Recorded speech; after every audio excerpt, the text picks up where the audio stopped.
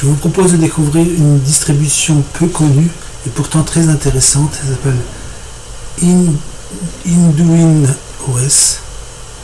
Donc voilà, on arrive directement sur le site. Donc 6 avantages à utiliser cette distribution. Une distribution très légère dont le noyau est un noyau 6.11. Donc 3 versions nous sont proposées. Et la deuxième et la troisième sont basées sur des versions LTS de Ubuntu. Un noyau 6.11 et une image ISO qui fait que 1,8 Go. Voilà, donc vous choisissez la version qui vous convient. Moi j'ai pris la deuxième, je clique et je choisis donc immédiatement la version française. Donc il y a une image ISO pour chaque pays, ce qui n'est pas courant déjà. Voilà, donc je déroule et je choisis le français et le téléchargement se lance immédiatement. Une distribution basée sur Ubuntu qui fait penser un peu à une autre distribution plutôt rare, FreeSpire. Voilà la première image. On a un pré-bureau. Vous voyez, on a les icônes traditionnelles, un gestionnaire de fichiers, Firefox, un terminal, et ici je clique 2 fois pour lancer l'installation. Je choisis bien sûr le français, un clavier français Legacy. Ici je coche également pour avoir éventuellement des logiciels propriétaires en plus des logiciels open source. Je choisis d'utiliser l'ensemble de la partition de mon disque. Voilà, et bien sûr je choisis la zone Paris. Je renseigne mon prénom, mon nom. Je détermine un mot de passe suffisamment long, suffisamment complexe. Ici je clique sur continuer. Donc une installation finalement facile. Donc ici vous avez un premier descriptif et la copie des fichiers pour l'installation se met en route. Voilà. Vous avez donc des informations que vous pouvez consulter. Vous aurez un grand nombre de logiciels préinstallés, ce qui est déjà très avantageux.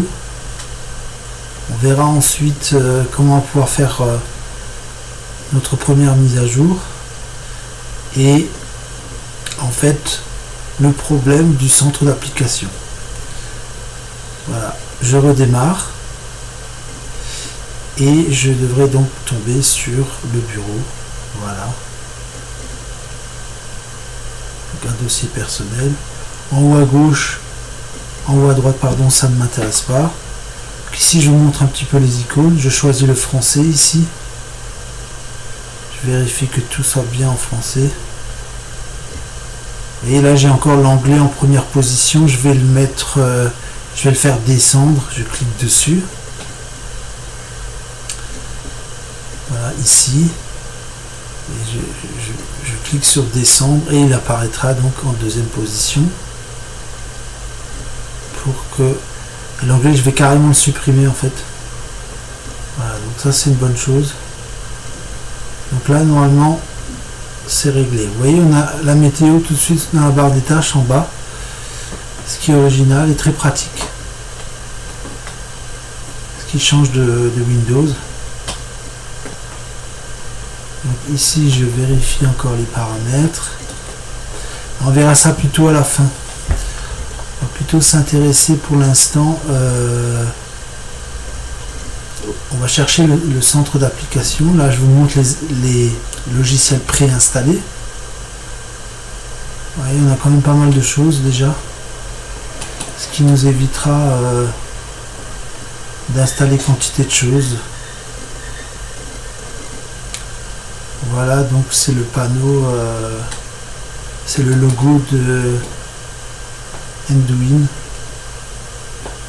Donc là je vais dans le terminal,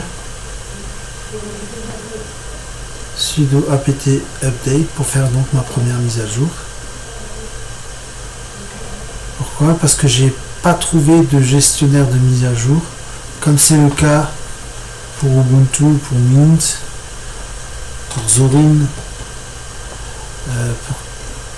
pour d'autres distributions. Voilà, c'est déjà fait. Je tente un sudo apt upgrade pour être sûr que j'ai bien la version qui convient. C'est accepté, tant mieux.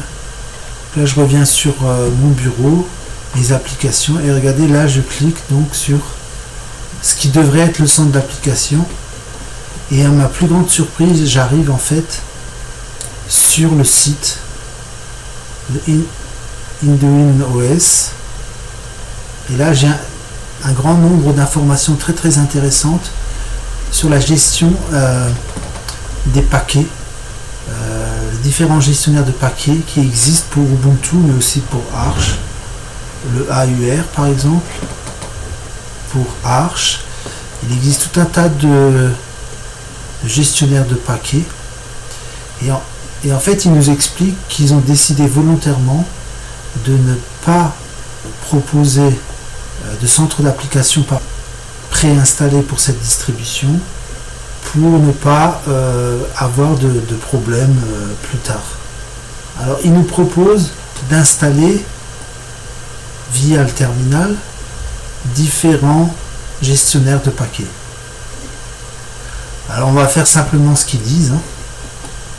On va installer Flatpak, Flathub, Snapstore. Donc je grandis un petit peu la police du terminal, et je commence à installer ce qu'il me demande d'installer. Voilà, j'installe ça. Apparemment ça ne fonctionne pas. Vous voyez là, c'est tous les gestionnaires de paquets qui me proposent d'installer. Donc Flatpak, là ça fonctionne très bien. Donc je confirme avec O majuscule, et ça s'installe très rapidement. Alors je continue avec Flathub. Alors si ça fonctionne pas, ça veut dire qu'il est déjà installé en fait. Donc c'est pas un problème. Le Snapstore. Vous voyez là, ça ne fonctionne pas, même si je l'écris, que je l'écrive en un mot ou en deux mots. Donc c'est qu'il est déjà en place. Alors Nix, vous connaissez peut-être par la distribution Rhino. Donc voilà, on a installé. Moi je m'attendais à Synaptic, à installer Synaptic, puisque c'est une distribution basée sur Ubuntu. Et en fait c'est pas le cas. Donc vous voyez, c'est ici quoi. Vous voyez, c'est assez original. On n'a pas de centre d'application comme Ubuntu, on n'a pas de Logitech. Et justement, je vais essayer d'installer la Logitech de Mint.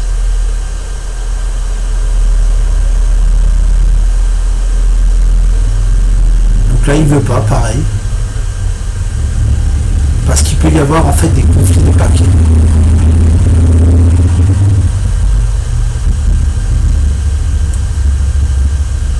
Alors je vais essayer d'installer Ubuntu Software, c'est le centre d'application Ubuntu. Vous voyez là, ça fonctionne très bien. Pour être sûr en fait d'avoir un maximum de sudo apt synaptic, là j'installe Synaptic, et vous voyez, ça fonctionne très bien. Donc si je récapitule, j'ai installé les gestionnaires de paquets demandés, j'ai installé le centre d'application Ubuntu, j'ai installé le gestionnaire Synaptic.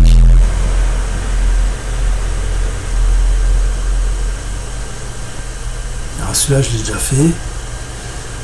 Et comme le bureau en fait il n'est pas exceptionnel, je vais carrément en fait installer GNOME, c'est-à-dire que j'aurai non seulement le centre d'application, mais en plus un bureau GNOME plus élaboré, mais peut-être un petit peu plus lourd. Mais comme l'image ISO n'est pas très conséquente, je peux me le permettre. Voilà, je continue. Alors là j'ai abrégé un petit peu parce que installer GNOME, c'est assez long, il faut compter une dizaine de minutes, peut-être même 15 minutes. Donc là il me demande de choisir si je veux confirmer ou pas. Donc je mène ça jusqu'au bout. Là je termine par les paramètres, l'accessibilité. Je vais commencer par choisir le grand texte pour que vous voyez un petit peu mieux déjà dans la vidéo, et aussi parce que c'est plus pratique, c'est plus aisé, notamment quand on va sur internet. Vous avez vu, on a Firefox. Donc ici je m'arrange pour ne pas avoir d'écran noir. Ici je continue à propos, et là je vais avoir en fait, en cliquant ici, les caractéristiques de ma distribution. Vous voyez, il y a un gestionnaire de fenêtres X11 et un noyau 6.11. Ici écran noir jamais, c'est ok. Le dossier personnel, en fait je peux l'enlever. Vous voyez, ça le fait immédiatement. Apparence, là je vous laisse choisir ce que vous préférez. Par défaut, sombre, à vous de voir. Une image de fond. De toute façon, vous pourrez installer Variety. Je vous laisse là, voilà les icônes importantes. Et voilà, c'est terminé. Donc j'éteins ma distribution. Je vous remercie de votre attention. N'hésitez pas à liker la vidéo si elle vous a plu. N'oubliez peut-être pas de régler les paramètres de Firefox en demandant à ne pas vous faire pister et en choisissant comme navigateur DuckDuckDuck par exemple. Et vous aurez une distribution immédiatement opérationnelle. Je vous remercie encore de votre attention et je vous dis à très bientôt. Au revoir.